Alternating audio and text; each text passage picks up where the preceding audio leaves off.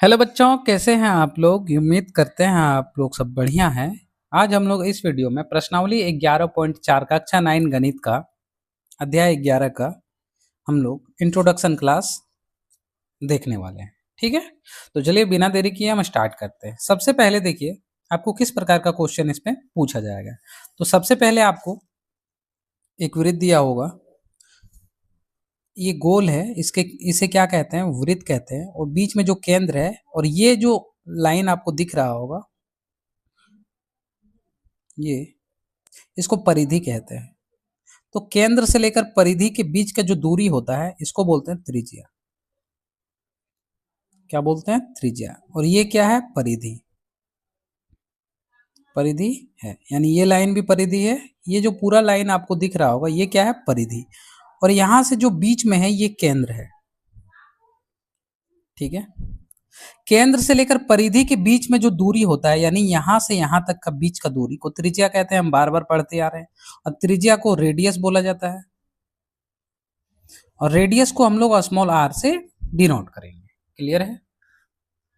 उसके बाद देखिए, अगर यहां से यहां तक, जैसे आप और एक वृत्त हम ले लेते हैं।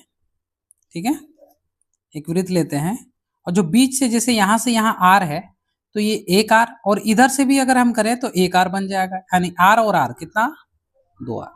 और दो आर को बोलते हैं डी। जो दो आर है, यहां से यहां और यहां से यहां दो आर बना। और अगर हम पूरा लाइन बोले यहां से यहां तक का लाइन को, तो इसको क्या बोलेंगे? व्यास बोलेंगे। क्या बोलेंगे? व्यास। और व्यास को डायमीटर बोला जाता है। इसको छोटा डी से डिनोट किया जाता है। यानी हम बोल सकते हैं एक आर और एक आर, दो आर। दो आर बराबर कितना है?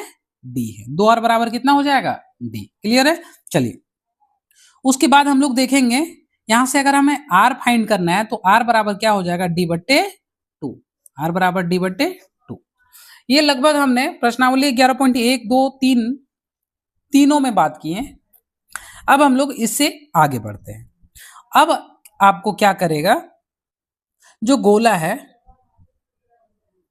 ये गोला है, तो गोले का आयतन आपको निकालने बोल देगा। और ये गोले यानी वृत्त, ये वृत्त है। अगर आपको बोल दे कि गोले का आयतन क्या होता है, गोले का आयतन क्या बोले? गोले का आयतन। तो गोले का आयतन होता है, देखिए यहां पे लिखा हुआ है, गोले का आयतन 4/3 पाई आर क्यूब होता है। क्या होता है? 4/3 पाई आर क्यूब। ठीक है, उसके बाद बोला है अर्धगोले का आयतन। तो अब हम लोग क्या करेंगे, देखिए ये गोले का आयतन मतलब एक गोला का आयतन, ये गोला का आयतन। अब आधा गोला का बोल रहा है तो समझिए, आधा गोला यानी आधा गोला, यानी एक गोला को दो भाग में बांट दिए। तो देखिए दो भाग में हम बांटेंगे, इसको दो भाग में बांट देते हैं, यानी 4/3 को दो भाग में बांट रहे हैं, पाई आर क्यूब। तो ये कटेगा, दो हो जाएगा, यानी 2/3 आ गया। 2/3 पाई आर क्यूब, ये किसका निकला? अर्धगोले यानी आधा गोला का। ठीक है, चलिए, यानी अर्धगोले का आयतन हमें पता चल गया और गोले का आयतन, ये दो फॉर्मूला से ही बनेगा। अब आपको प्रॉब्लम यहां पे आएगी, अगर आपको दे रखे है, जैसे कि यहां देखिए आर दे रखा है, आर आर फॉर्मूला में आर होता है, आपको एल दे रखा होगा और एच दे रखा होगा। एल बराबर 5 और एच बराबर आपको 3 दे रखा है, मान लीजिए।